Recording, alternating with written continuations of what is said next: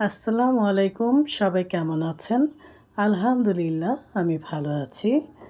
আশা করি আপনারাও সবাই ভালো আছেন, সহি সালামতে আছেন।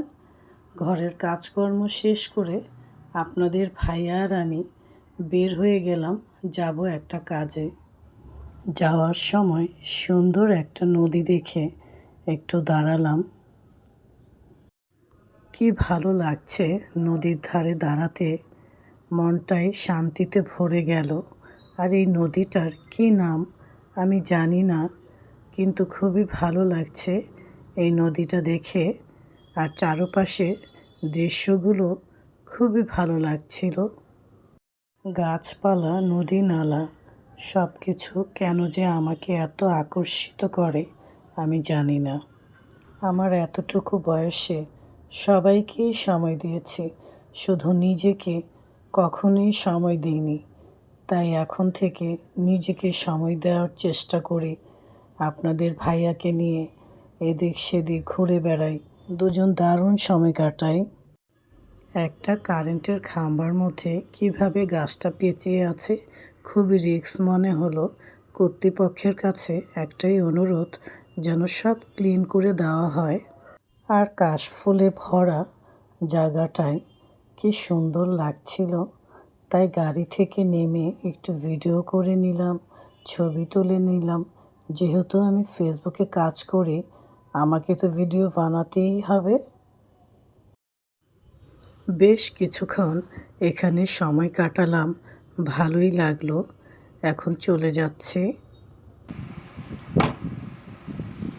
এমন সুন্দর পরিবেশে আসলে কার না গান গাইতে ইচ্ছে করে? তাহলে একটা গান করি।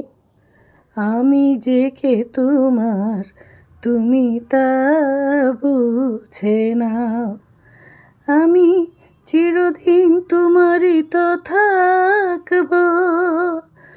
তুমি আমার, আমি তোমার।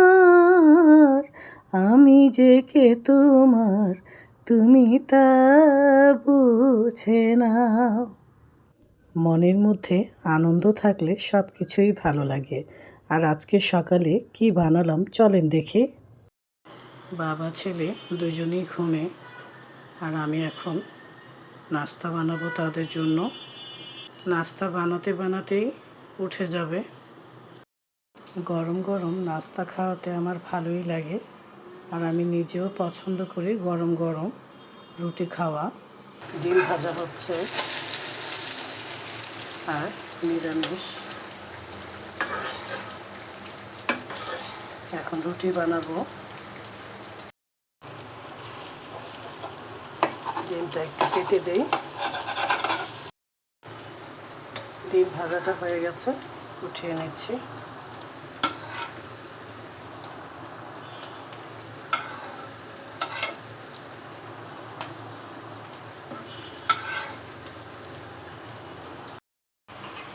নিরামিষটাও হয়ে গেছে। গরম গরম রুটির সাথে নিরামিষ খেতে দারুণ লাগে।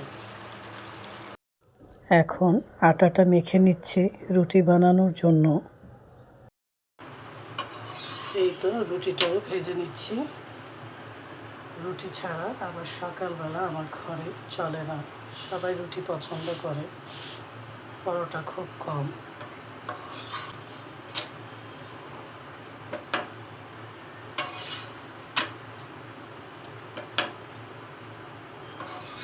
রুটিটা হয়ে গেছে, এখন হটপটে রেখে দিচ্ছি। এই তো সকালের নাস্তা রেডি করে নিলাম ছেলের জন্য। আর গরম গরম চা না হলে তো সকালবেলা চলেই না।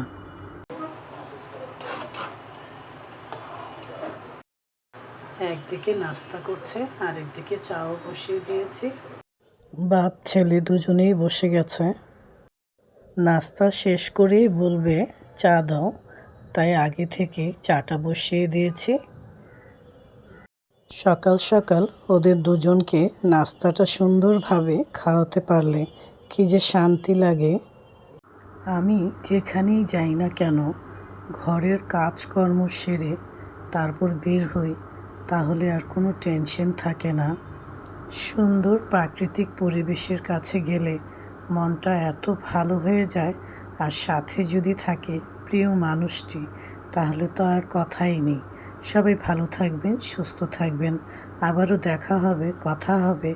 আল্লাহ হাফেজ।